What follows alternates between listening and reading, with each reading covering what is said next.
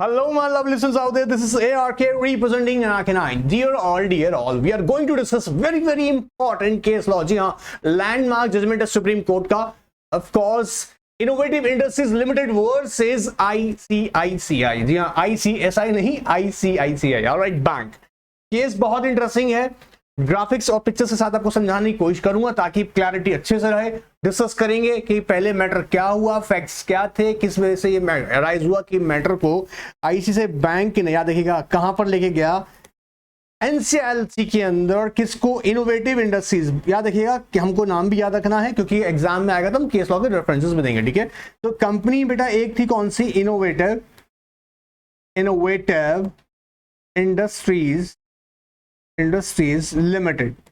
इस महाराष्ट्र बेस्ड, जी हाँ, Maharashtra based company innovative Industries limited, जिसके अगेंस्ट आईसीएसआई ने नॉन रिपेमेंट के केस में क्या, इसने नॉन रिपेमेंट ऑफ डेट का मैटर था, जिसके लिए आईसीआईसीआई कहां अप्रोच किया? आईसीआईसीआई कहां बैंक गया? एनसीएलटी में. सिंपल सी बात है, ध्यान सुन जाना. Under IBC insolvency bankruptcy code. ठीक है, एक एक फैक्ट को क्लियर करूंगा, डोंट वरी, ध्यान से सुनना, बहुत इंपॉर्टेंट है. ठीक है, आईसीआईसीआई बैंक ने इनोवेटिव इंडस्ट्रीज लिमिटेड के अगेंस्ट आईबीसी में इंसॉल्वेंसी रेजोल्यूशन प्रोसेस के लिए, जी हाँ, कॉर्पोरेट इंसॉल्वेंसी रेजोल्यूशन प्रोसेस के लिए एप्लीकेशन फाइल किया. और आप लोग जानते हैं एडजुडिकेटिंग अथॉरिटी यहां पर कौन है? एनसीएलटी.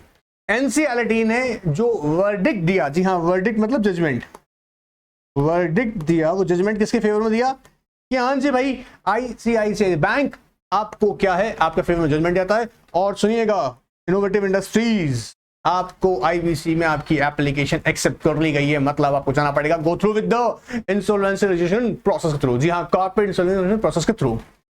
इनोवेटिव इंडस्ट्रीज लिमिटेड को ये बात हजम नहीं हुई. उसने बोला यार ये क्या बात हुआ, क्योंकि इनोवेटिव इंडस्ट्रीज लिमिटेड ने कहा, ध्यान सुनना, कि जब इसके लिए एप्लीकेशन कहां चला गया था? एनसीएलटी में ना, ध्यान सुनना, एनसीएलटी में. तो जजमेंट किसके फेवर में गया?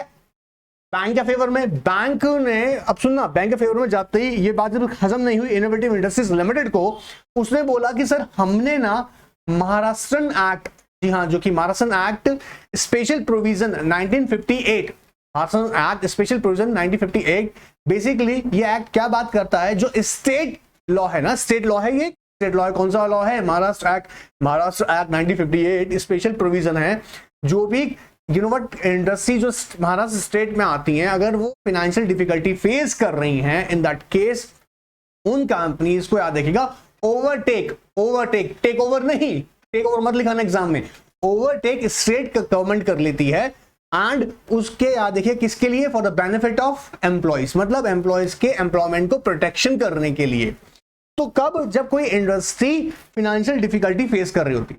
अब इनोवेटिव इंडस्ट्रीज का जो यहां पे आर्ग्यूमेंट था वो ये था कि जब हमारी कंपनी ने, ध्यान सुनिएगा, हमारी कंपनी ने महाराष्ट्र स्टेट एक्ट 1958 के अंदर प्रोटेक्शन के लिए अप्लाई किया हुआ है, तो फिर काहे को बैंक बीच में आईबीसी को लेकर आ गया?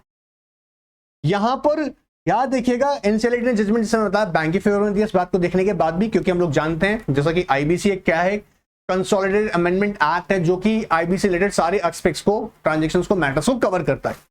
लेकिन अब जहां मैंने जैसे बताया, इनोवेटिव इंडस्ट्रीज लिमिटेड को चैन तो नहीं आ रहा था. उसने किसको अप्रोच किया? उसने अपील फाइल की एनसीएलटी में. एनसीएलटी ने भी जजमेंट को सेटबैक किया और उसने जजमेंट वही रखा जो कि यहां पर जजमेंट किसने दिया था? एनसीएलटी ने. अब ये बात तो बिल्कुल हजम नहीं हुई किसको? इनोवेटिव इंडस्ट्रीज लिमिटेड को. वो बोला, मैं फिर कह रहा हूं आपको कि हमने एप्लीकेशन, जी हां, किसमें फाइल की हुई है? महाराष्ट्र एक्ट 1958 के अंदर. याद देखिएगा, ये एप्लीकेशन बाद में फाइल की गई है. पहले बैंक ने, आईसीआईसीआई बैंक ने एनसीएलटी में अंडर आईबीसी के अंदर एप्लीकेशन डाल दी थी और जजमेंट आ गया था.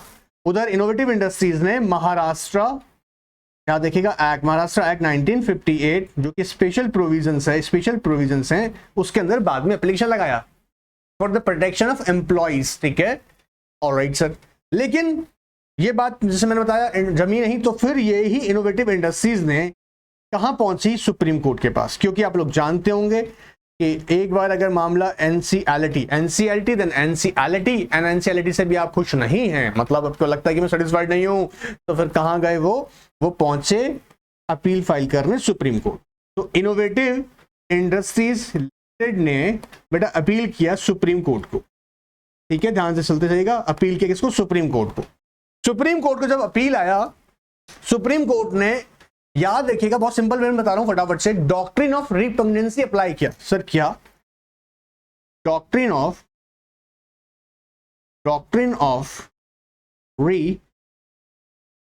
रिपग्नेंसी अप्लाई किया। और डॉक्ट्रिन ऑफ रिपग्नेंसी याद रखिएगा कॉन्स्टिट्यूशन ऑफ इंडिया के आर्टिकल 254 से ऑपरेट की होती है। जैसे रिपग्नेंसी का मतलब क्या है, जैसे समझना ध्यान से पहली बात। अब यहां पे सिचुएशन क्या अराइज हो गई थी भाई, सुप्रीम कोर्ट के सामने क्वेश्चन जो अराइज हो गया वो ये अराइज हो गया कि सेम सब्जेक्ट मैटर पर याद देखिएगा स्टेट लॉ भी है एंड सेंट्रल लॉ भी है, ठीक है ना। The question is that state law की बात जब यहां कर रहा हूं, उस केस में महाराष्ट्र एक्ट आ गया, महाराष्ट्र एक्ट 1958। वहीं सेंट्रल लॉ की बात कर रहे हैं तो हमारा आईबीसी कोड आ गया, आईसी कोड 2016, ठीक है, कोड 2016। अब यहां क्या दिक्कत आ गया, दोनों में कॉन्ट्राडिक्शन आ गया। सेम सब्जेक्ट मैटर है, जी हाँ ऑफ कोर्स बना सकती हैं, आप जानते होंगे स्टेट कॉन्करेंट लिस्ट के आइटम्स पे स्टेट भी बना सकती है लॉ, सेंट्रल बना सकती है। बट जब कॉन्ट्राडिक्शन अराइज हो जाए तो आप लोग जानते होंगे डॉक्ट्रिन ऑफ रिपग्नेंसी अप्लाई करके आर्टिकल 254 कहता है सेंट्रल लॉ विल प्रिवेल। जी हाँ, सेंट्रल लॉ विल प्रिवेल। तो सेंट्रल लॉ क्या हो जाएगा? प्रिवेल हो जाएगा। सेंट्रल लॉ पे क्या है? आईबीसी। तो सुप्रीम कोर्ट ने यहां पर अपना वर्डिक्ट दिया, बहुत क्लियर वर्डिक्ट दिया कि आईबीसी जो है वो प्रिवेल किया जाएगा। अब मेरी बात को बहुत ध्यान से सुनना, आपके माइंड में हो सकता है क्वेश्चन भी अराइज हो रहा होगा कि सर फिर इस महाराष्ट्र एक्ट का बाहर में जाए, कोई इसका लेन देन नहीं, फायदा नहीं इसका। देखिए मैंने जैसे बताया, यहां पर जो एप्लीकेशन महाराष्ट्र एक्ट के अंदर जो अप्लाई किया गया, ये लेटर ऑन किया गया, मतलब बाद में किया गया। पहले बैंक ने, जी हाँ बैंक ने पहले ही अपनी एप्लीकेशन कहाँ रखी थी? एनसीएलटी में, for recovery of its debt from the Innovative Industries limited.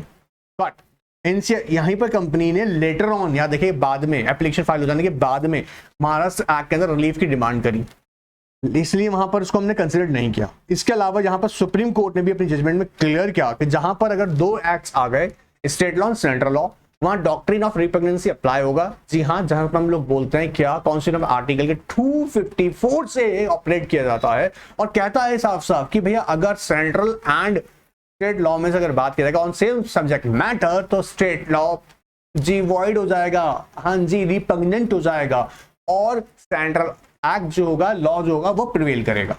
And to what extent, जहां तक वो स्टेट लॉ रिपग्नेंट रहेगा, जहां तक कि यहां पर कहां प्रिवेल करेगा? सेंट्रल लॉ प्रिवेल हो रहा है, ठीक है, and the rest of the part valid रहेगा।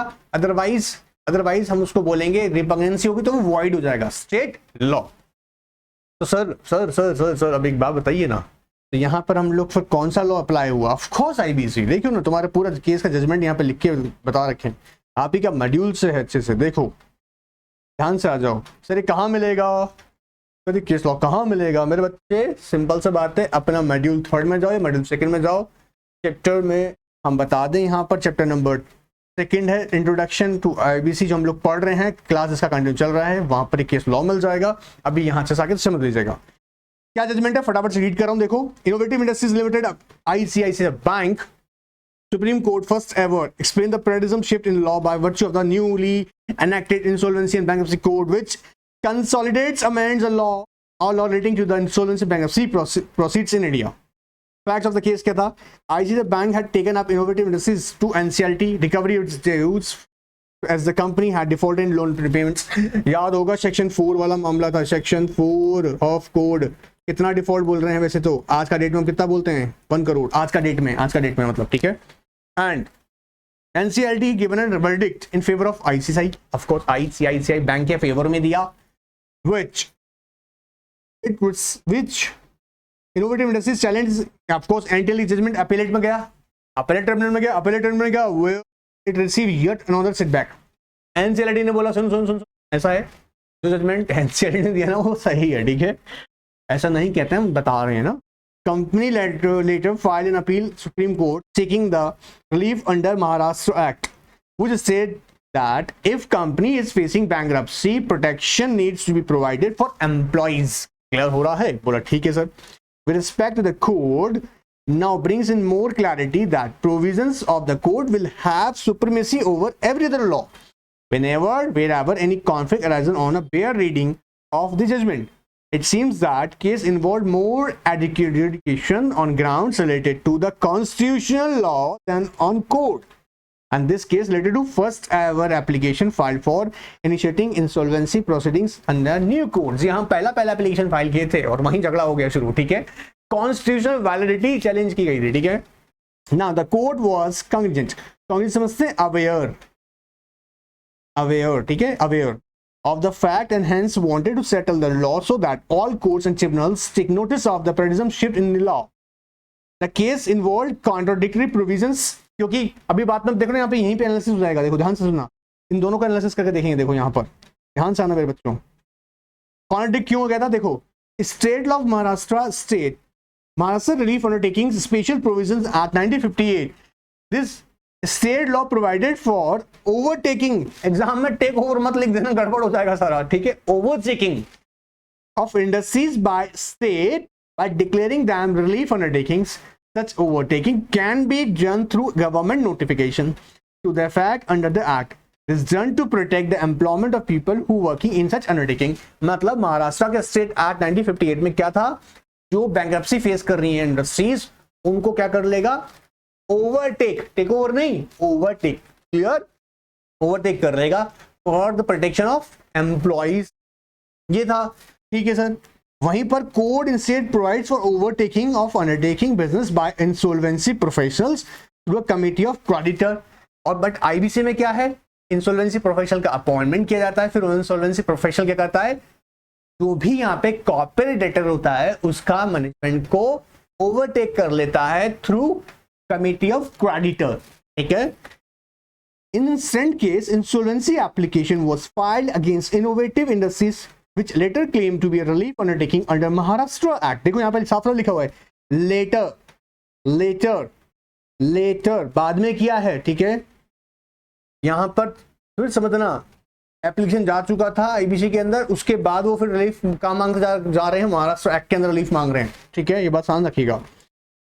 This brought to allegations on a collusion समझते क्लैश हो गया ना. Courts for simple reason that enforcement of one will hinder the enforcement of other. Supreme court का देखो verdict क्या था, ध्यान से सुनना बेटा. Supreme court dealt with the constitutional law doctrine of repugnancy. Doctrine stems from the operation of Article 254 of Constitution. As this doctrine, whenever central and state laws are framed on the same subject, are contradictory to each other, it is the central law which prevails and the state law is rendered void. तो ये doctrine हमने कहां से देखा? रिपग्नेंसी under article, जो कि operate होती है under article 254 of constitution of India. Now, appeal to Supreme Court hence involved two major questions. One was whether the petitioner can seek relief under the Maharashtra Act at a cost of the code. मतलब कैसा हो सकता है कि भैया code को ignore करके क्या वो महाराष्ट्र एक्ट के अंदर रिलीफ ले ले, या फिर the second was whether both laws are repugnant to each other. क्या दोनों ही लॉ रिपग्नेंट है? ऑफ कोर्स रिपग्नेंसी अराइज हो रही है यहाँ पे. ठीक है. Invoking a lot of international cases, especially the Commonwealth countries and previous judgments of the Supreme Court, bench had ruled that there is indeed repugnancy. देखा, there is indeed repugnancy between two laws. The court held that even if the two legislations are framed on different entries of the concurrent list, central law will always prevail if it comes in the conflict of the state laws. The state law therefore was held inoperable to the extent that it was in contradiction to the code. तो वो इनऑपरेबल क्यों हो जाएगा? जहां तक वो contradiction arise हो रही होगी किसके साथ में? सेंट्रल लॉ के साथ में. ठीक है. आप लोग जानते होंगे जब हम सेंट्रल लॉज की बात करते हैं तो हमारा कॉन्स्टिट्यूशन ऑफ इंडिया जब कॉन्करेंट लिस्ट से ये पावर देता है स्टेट को भी और सेंटर को भी, ये स्टेट भी लॉज बना सकता है सेम सब्जेक्ट मैटर पे जहां सेंटर भी बना रहा है. बट हम लोग ये भी चीज जानते हैं कि हमारा जब हम कंट्री की हम बात करते हैं ना, तो ऑफकोर्स है ना, कॉन्स्टिट्यूशन ऑफ इंडिया के पर्सपेक्टिव देखते हैं तो इंडिया कैसी, हम अगर कंट्री को कंसीडर करते हैं तो फेडरल भी है और यूनिटरी भी है. You know what, in second circumstances हम फेडरल के पर्सपेक्टिव से देखते हैं कंट्री को एंड यूनिटरी भी देखते हैं, बट जहां पर भी अगर कॉन्ट्राडिक्शन अराइज हो जाए two laws this comes under the concurrent list, तो वहां पर फिर सेंट्रल लॉज प्रिवेल होता है, ठीक है। तो सेंट्रल यहाँ पर देखा जाए सुप्रीम कोर्ट ने क्या किया, कॉन्स्टिट्यूशनल वैलिडिटी चेक किया एंड साथ साथ में यहाँ पर डॉक्ट्रिन ऑफ रिप्रेगनेंसी अप्लाई किया as discussed under article 254 of constitution of India, and ये कहा कि हाँ जी आईबीसी के अंदर प्रोसीडिंग्स कंटिन्यू की जाएंगी और जजमेंट जो दिया गया बाय द एनसीएलटी वो सही है, ठीक है। अच्छा याद रखिएगा, एक और बात बता दूं, यहाँ पर जैसे मैंने बोला कि कंपनी ने बाद में महाराष्ट्र एक्ट में रिलीफ क्लेम किया, तो नहीं, जो पहली एप्लीकेशन कहाँ एक्सेप्ट हो चुकी थी ऑलरेडी आईबीसी के अंदर एनसीएलटी में, तो एनसीएलटी में ही कंटिन्यू रहेगा, उसी का जजमेंट परस्यू किया जाएगा। ऑलराइट, यहाँ मैंने आपके साथ बेटा ये डॉक्टर पहला आपके साथ एक केस डिस्कस किया है, एग्जाम के पर्सपेक्टिव से फिर बोल दूं इंपॉर्टेंट है, इसे ध्यान समझेगा, कोई डाउट रह गया और फिर भी पूछेगा, ठीक है। इसके अलावा याद रखिएगा कि आपको ये लिए अब सेशन स्टार्ट हो गया अलग से, जहां पे केस लॉस को रिलेटेड आपको सेशंस रेगुलर बेसिस पे मिलता रहेगा। ऑलराइट, सो बने रहिएगा, जुड़ेगा। Good bye, take care.